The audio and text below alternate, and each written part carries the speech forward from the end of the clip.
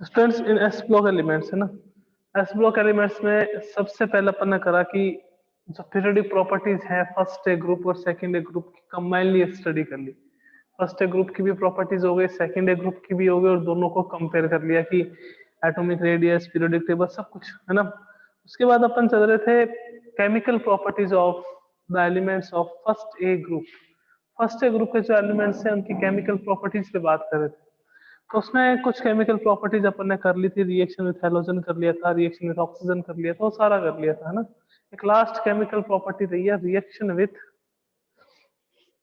Ammonia.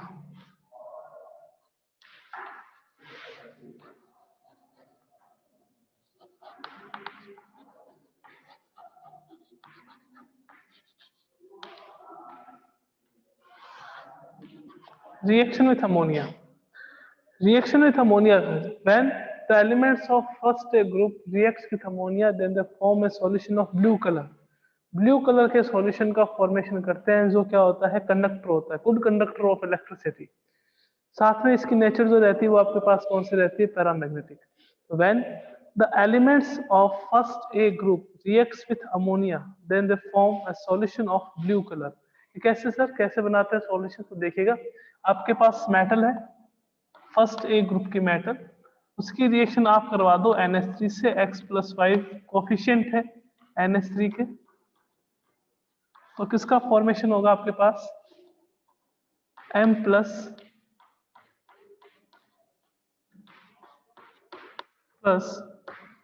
E NH3Y। When elements of first group like lithium, sodium, potassium, rubidium, cesium, francium reacts with solution of ammonia, NH3 के साथ reaction करेंगे तो किसका formation करेंगे, एक blue colour के solution का फॉर्मेशन करेंगे। यहाँ पे जो ये इलेक्ट्रॉन है, इस इलेक्ट्रॉन को आप कहते हो अमोनिएटेड इलेक्ट्रॉन। अमोनिएटेड इलेक्ट्रॉन, इस इलेक्ट्रॉन के कारण तो जो ये सॉल्यूशन है वो होगा गुड कंडक्टर,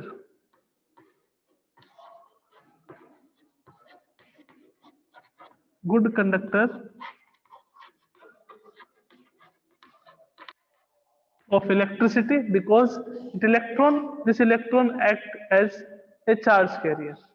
सेकेंड, इस इलेक्ट्रॉन के कारण ही सॉल्यूशन जो रहेगा वो कौन सा रहेगा, ब्लू कलर। सॉल्यूशन कौन सा रहेगा आपके पास, ब्लू कलर का। And after that last property, ये इलेक्ट्रॉन है तो सॉल्यूशन आपके पास पैरामैग्नेटिक नेचर का रहेगा। Paramagnetic nature. Sir, what is the paramagnetic nature? So as we discussed earlier that paramagnetic means when any element attract towards external magnetic field, then the element show paramagnetic nature। तो यहाँ पे ये electron है ammoniated electron. Due to this electron, the solution is a good conductor of electricity, the solution of blue color, and the solution is paramagnetic in nature। When any metal of first A group reacts with ammonia, then they form a solution of blue color। वो blue colour किस reason से होता है, वो ammoniated electron के कारण से होता है ना। आगे अगर आप रिएक्शन देखते हो, अगर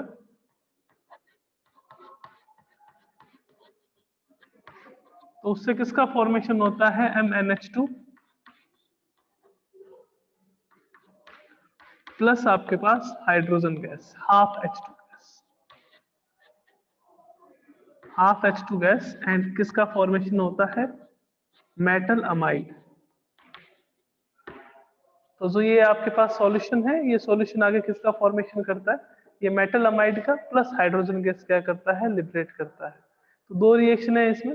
when ammonia react with the elements of first A group, then it form a solution of blue color which is a good conductor of electricity, which is paramagnetic in nature, and this is of blue color।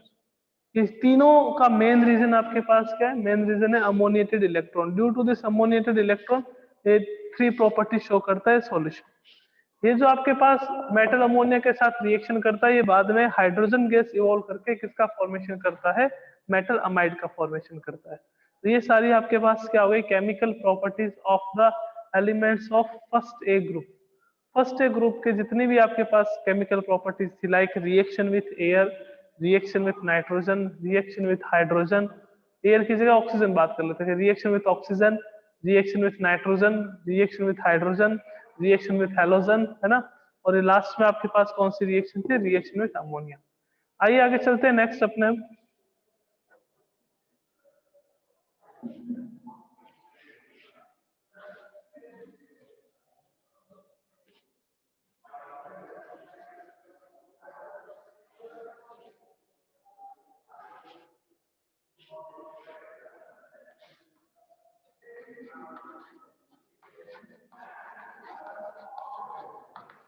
characteristics of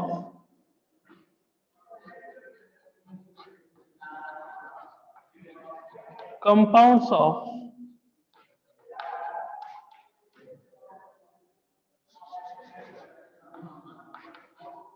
first A group. First A group में बात करें अगर अपन, तो कौन कौन से compound का formation हुआ कि सर, एक तो मेटल ऑक्साइड का, एक फॉर्मेशन हुआ मेटल हाइड्रोक्साइड का, एक आपके पास जो कंपाउंड का फॉर्मेशन हुआ वो था मेटल हैलाइड, एक जो आपके पास कंपाउंड का फॉर्मेशन होगा जैसे तो metal carbonate,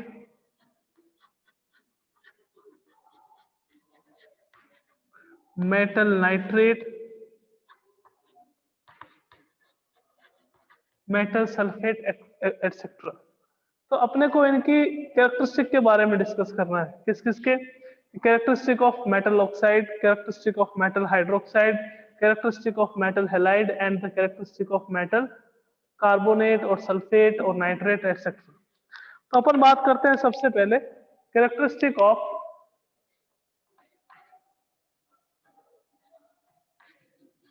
metal oxide and hydroxide.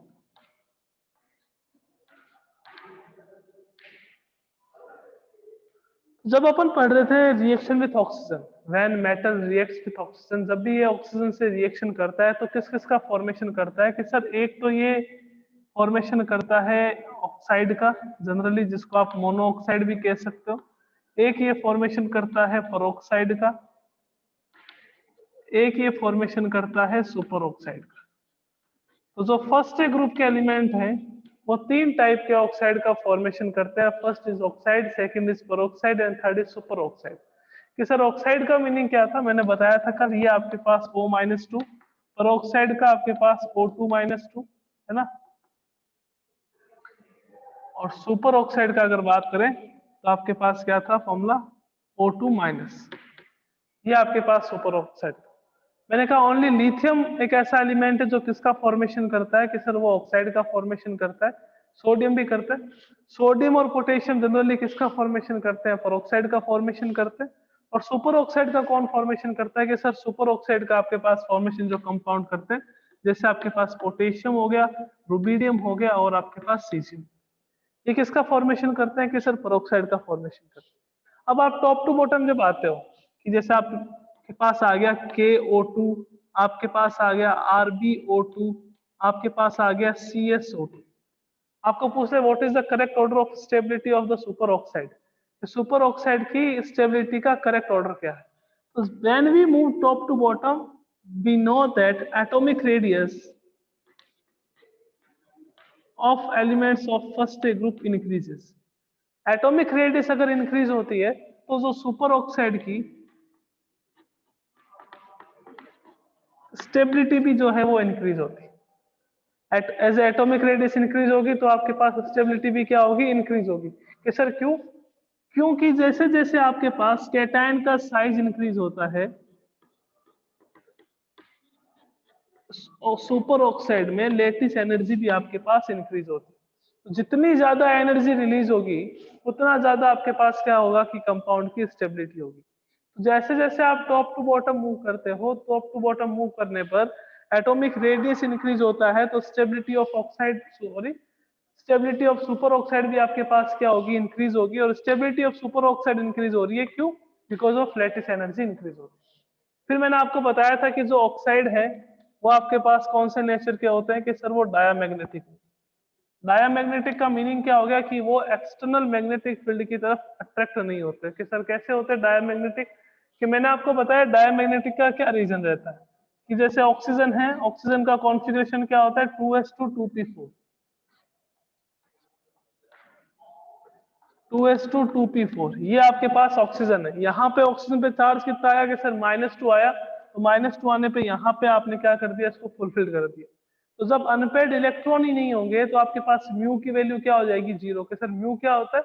Mu is known as magnetic moment. उसका फॉर्मूला क्या रहता है? n into n plus two. तो n 0 है, n क्या होता है? Number of unpaired electron.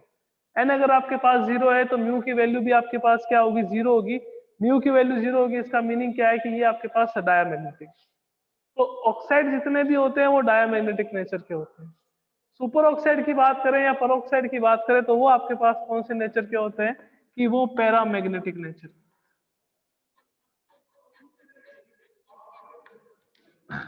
वो पैरामैग्नेटिक नेचर के होते हैं। पैरामैग्नेटिक नेचर के होते हैं मीन्स इनके पास अनपेड इलेक्ट्रॉन प्रेजेंट होता है। वन अनपेड इलेक्ट्रॉन प्रेजेंट होता है। तो अनपेड इलेक्ट्रॉन जहां पे भी होंगे वहां पे आपके पास क्या होगा? वो पैरामैग्नेटिक सब्सटेंस होगा। यानी कि वो एक्सटर्नल मैग्नेटिक फील्ड की तरफ क्या होते हैं? अट्रैक्ट होते हैं। तो जितने भी ऑक्साइड्स हैं वो सारे के सारे डायमैग्नेटिक। और ऑक्साइड और सुपर ऑक्साइड जो होते हैं वो आपके पास कौन सी नेचर के होते हैं? पैरामैग्नेटिक नेचर के होते हैं। नेक्स्ट अगर बात करें इसमें आगे, तो जितने भी ऑक्साइड हैं,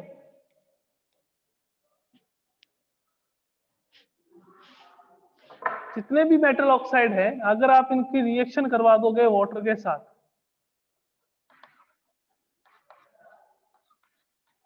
तो when metal oxide reacts with water then they form metal hydroxide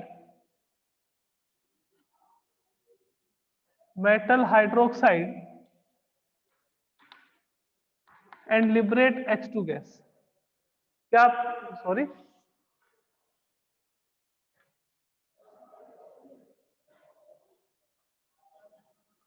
जितने भी ऑक्साइड है, लाइक आपके पास क्या आ गया कि हमारे पास Na2 आ गया। Na2O को हम रिएक्शन करवा देते हैं किसके साथ? H2O के साथ।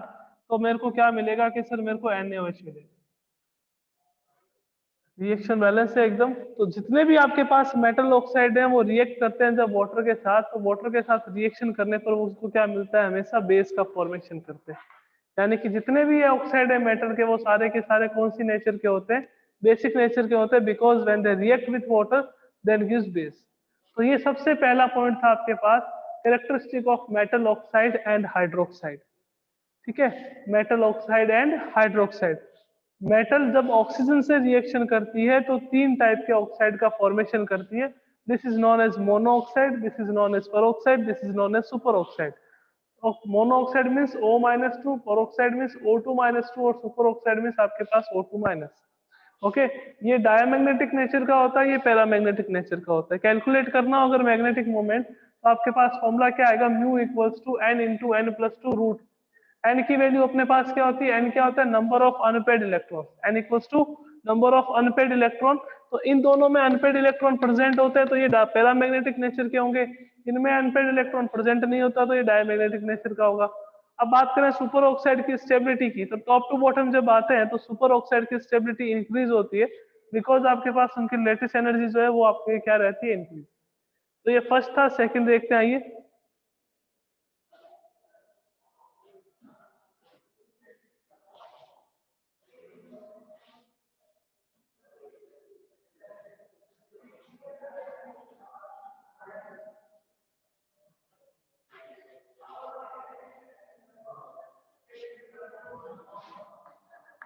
सेकंड है कैरेक्टरिस्टिक ऑफ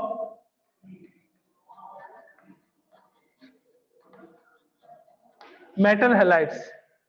मेटल हैलाइड का फॉर्मेशन कैसे होता है? जनरली अपन देखते हैं कि मेटल है, उसकी रिएक्शन आप हैलोजन से करवा दो तो किसका फॉर्मेशन होगा?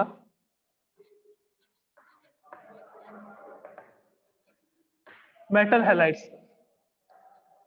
मेटल हैलाइड का। या फिर अपन यूं भी कह सकते हैं कि कोई भी आपके पास metal carbonate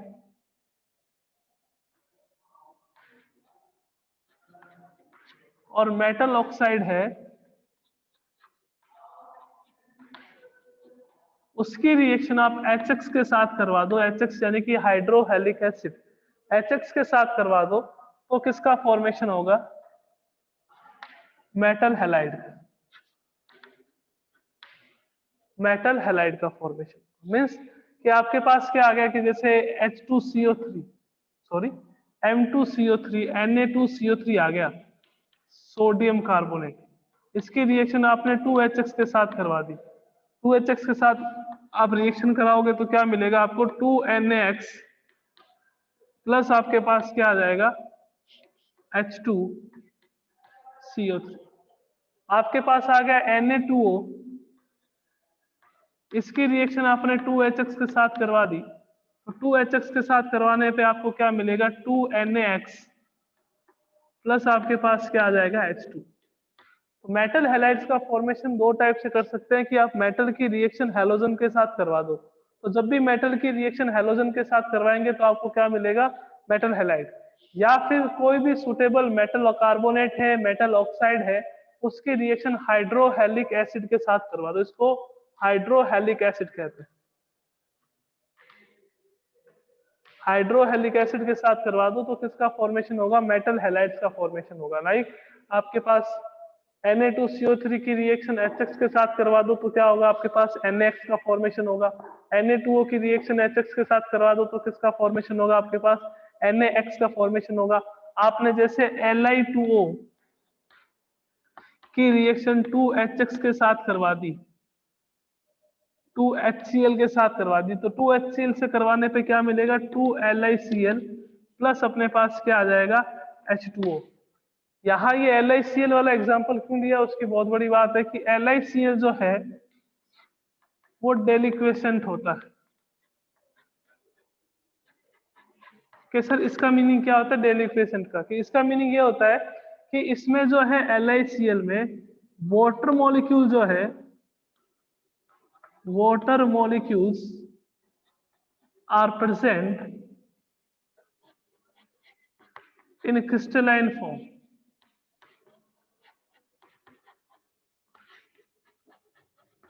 only lithium chloride. Lithium chloride जो है, लिथियम क्लोराइड के अलावा कोई भी क्लोराइड, NaCl हो गया, RbCl हो गया, CHCl हो गया, इसमें किसी में भी जो है वाटर मॉलिक्यूल क्रिस्टलाइन फॉर्म में प्रेजेंट नहीं होते। LiCl जो है वो हमेशा इस फॉर्म में रहता है, LiCl.2H2। रीजन क्या है वो थोड़ी देर बाद पता चलेगा अपने को। LiCl.2H2O की फॉर्म में रहता है। NaCl कभी वाटर मॉलिक्यूल उसमें क्रिस्टलाइन फॉर्म में नहीं रहते, RbCl में कभी क्रिस्टलाइन फॉर्म में नहीं रहते। या फिर अपन बात करें कि RbCl हो गया, CHCl हो गया, तो इसमें कभी वाटर मॉलिक्यूल क्रिस्टलाइन फॉर्म में नहीं रहते। एक्सेप्शन आपके पास क्या आता है? LiCl.2H2O। ये जो है वो आपके पास यूं भी कह सकते हैं कि हाइग्रोस्कोपिक नेचर का होता है, हाइग्रोस्कोपिक नेचर का होता है, क्योंकि इसमें वाटर मॉलिक्यूल जो है वो आपके पास क्रिस्टलाइन फॉर्म में रहते हैं।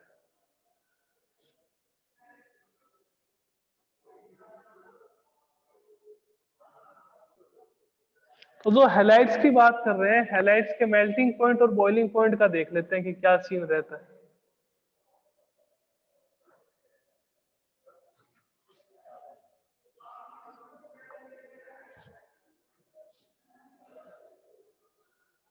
Order of melting point and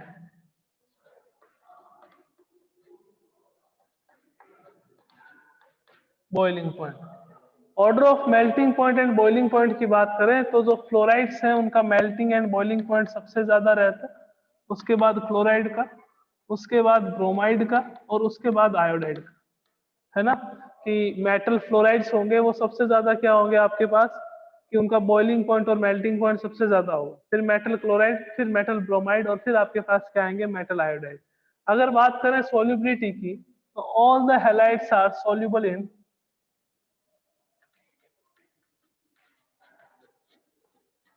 soluble in water। Exception आपके पास क्या आ जाता है, एक तो आ जाता है लिथियम फ्लोराइड और एक आपके पास आ जाता है caesium iodide. Lithium fluoride and caesium iodide के सर क्या रीजन है इनका? Lithium fluoride is insoluble in water because of high amount of lattice energy. इसकी जो लैटिस एनर्जी होती है वो आपके पास ज्यादा होती है हाइड्रेशन एनर्जी से, तो इसके कारण से ये सॉल्युबल नहीं होता।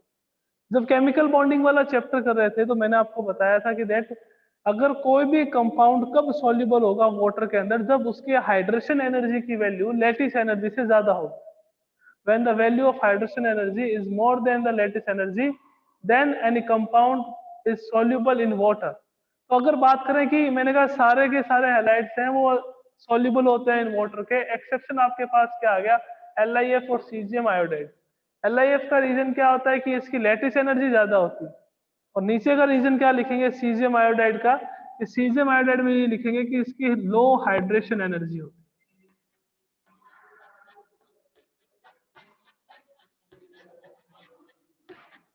इनकी हाइड्रेशन एनर्जी क्या होती है? कम होती है। तो ये थे आपके पास ग्रुप फर्स्ट ए के हैलाइड्स के कैरेक्टरिस्टिक, ये क्या क्या कैरेक्टरिस्टिक शो करते हैं हैलाइड्स। फर्स्ट कौन सा था? Oxide and hydroxide. और सेकंड अपने पास कौन सा है? सेकंड अपने पास आता है हैलाइड्स। नेक्स्ट देखते हैं, आइए salt of oxo acid.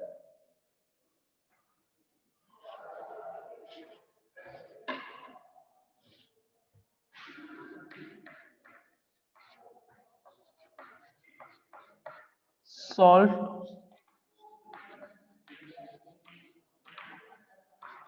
Of oxo acid. आपको ये तो पता है कि एसिड क्या होता है, कि sir acid are that substance which can give H+ ion या which can donate H+ ion in that solution. जो अपने सॉल्यूशन में H+ आयन डोनेट करते हैं सर, हम उसको एसिड कह देते हैं। एसिड जब भी बेस से रिएक्शन करेंगे किसका फॉर्मेशन करेंगे? कि सर वो हमेशा सॉल्ट का फॉर्मेशन करेंगे। ठीक है, ओके। तो यहाँ पे बात करें कि ऑक्सो एसिड आ रहा है टर्म, कि ऑक्सो एसिड क्या होता है। तो आपको एक बात पता होगा कि जैसे मैंने यहाँ पे लिख दिया HCl, तो HCl अपने एक्वस सॉल्यूशन में क्या करेगा? H+ आयन देगा और Cl- आयन देगा। इस H+ आयन को आप क्या कहते हैं? कि सर हम इस H+ आयन को प्रोटॉन कहते हैं। तो यहाँ पे तो क्या कर रहा है, क्लोरीन जो है वो H+ आयन डोनेट कर रहा है, इसके कारण से HCl एक क्या हो गया? एसिड हो गया। ऑक्सो एसिड में क्या होता है कि जो H+ आयन डोनेट करता है वो ऑक्सीजन करता है, तो इसके कारण से उसको आप क्या कहते हो? ऑक्सो एसिड के। सर एग्जांपल है इसके एकदम है, जैसे C double bond OH OH, जिसको आप क्या कहते हो? H2CO3 कहते हो। यहाँ पे जो ये हाइड्रोजन एटम है वो किससे बॉन्डेड है? वो ऑक्सीजन से। यहाँ पे जो हाइड्रोजन एटम है वो किससे बॉन्डेड है? ऑक्सीजन से। मींस यहाँ पे H+ आयन कौन लूज करेगा? यहाँ पे H+ आयन जो है वो ऑक्सीजन लूज करेगा, इसके कारण से इनको आप क्या कहते हो? Oxo acid. ये भी आपके पास ऑक्सो एसिड है। अगर आप HNO3 की बात करें तो ये भी आपके पास ऑक्सो एसिड है। अगर आप H2SO4 की बात करें तो ये भी आपके पास क्या है? Oxo acid. तो जब भी आपके पास जो मेटल है वो ऑक्सो एसिड के साथ रिएक्शन करती है तो किसका फॉर्मेशन करती है? वो सॉल्ट का फॉर्मेशन करती है। कोई भी आपके पास एल्कलाइन मेटल्स है वो अगर सल्फ्यूरिक एसिड या फिर नाइट्रिक एसिड या फिर कार्बोनिक एसिड के साथ रिएक्शन करेगी तो वो हमेशा सॉल्ट का फॉर्मेशन करेगी। मेटल प्लस ऑक्सो एसिड, इसका फॉर्मेशन होगा सॉल्ट का, प्लस हाइड्रोजन गैस रिवॉल्व हो, हाइड्रोजन गैस रिवॉल्व होगी। ठीक है ना?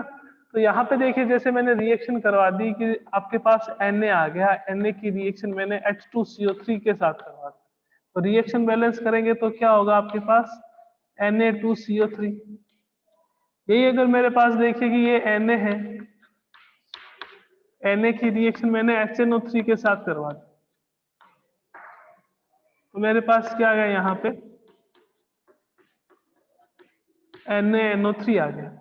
कि जैसे मेरे पास Na है उसकी रिएक्शन मैंने H2SO4 के साथ करवा दी, तो मेरे पास क्या आ गया? Na2SO4। तो these are known as oxo salt. इसको अपन क्या कहते हैं, ऑक्सो सॉल्ट कहते हैं।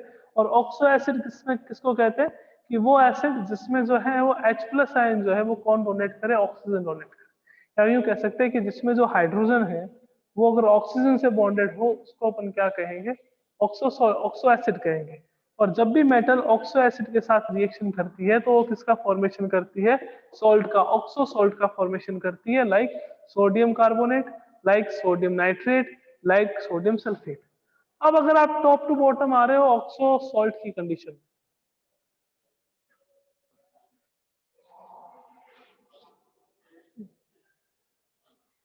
कि हम आ रहे हैं जैसे हमारे पास है Li2CO3, हमारे पास है Na2CO3, हमारे पास है K2CO3, हमारे पास है Rb2CO3, हमारे पास है CS2CO3। तो जब हम कार्बोनेट के में टॉप टू बॉटम आते हैं यानी कि लिथियम से सीजियम की ओर आते हैं, तो आपको पता है कि जो एटॉमिक साइज है मेटल का वो क्या होता है, increase. Atomic size of metal अगर इंक्रीज होगा तो पोलराइजिंग पावर क्या हो जाएगी आपके पास, डिक्रीज हो जाएगी। पोलराइजिंग पावर डिक्रीज हो जाएगी मीन्स कोवेलेंट कैरेक्टर कम और आयोनिक कैरेक्टर क्या हो जाएंगे, ज्यादा। और आयोनिक कैरेक्टर ज्यादा हो जाएंगे तो थर्मल स्टेबिलिटी जो है,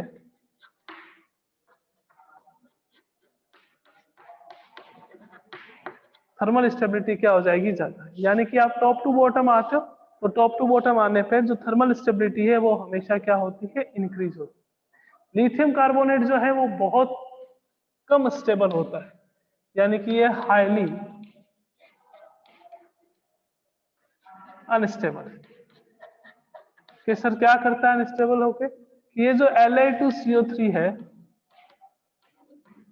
वो हीट करने पर Li2O प्लस कार्बन डाइऑक्साइड का फॉर्मेशन करता है। यानी कि lithium oxide plus carbon dioxide का क्या करता है, फॉर्मेशन करता है।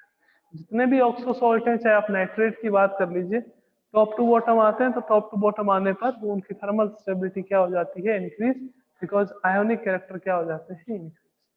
These are the characteristics of compounds of elements of first A group.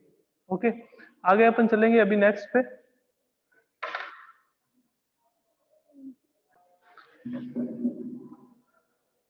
इनके बाद क्या आता है, एनामलस बिहेवियर ऑफ लिथियम। कि लिथियम जो है वो क्या करता है, अपने ग्रुप के दूसरे एलिमेंट से डिफरेंट प्रॉपर्टी शो करता है।